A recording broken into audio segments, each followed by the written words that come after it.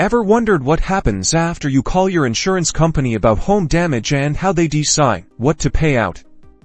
Let's break down the home damage assessment process step by step. Step 1: the inspection. After you file a claim, your insurance company will dispatch a qualified inspector, often called an adjuster, to your home. Their job is to meticulously document the extent of the damage, taking photos, making notes, and assessing the affected areas. Step 2: creating an estimate. The inspector will then use specialized software to build a detailed estimate for the repairs. This includes the cost of materials, labor, and any other necessary expenses to restore your home to its pre-damage condition. Think of it as a blueprint for the repair bill. Step 3: policy review. Crucially, the insurance company will thoroughly review your specific home insurance policy. It'll verify your coverage limits for the type of damage you experienced. Check your deductible €1. That's the amount you pay out off pocket before the insurance kicks in €1, and confirm if any specific exclusions apply to your claim. Step for calculating your payout. This is where everything comes together. The estimated cost of repairs is compared against your policy's coverage. Your deductible is subtracted from the total estimated repair cost.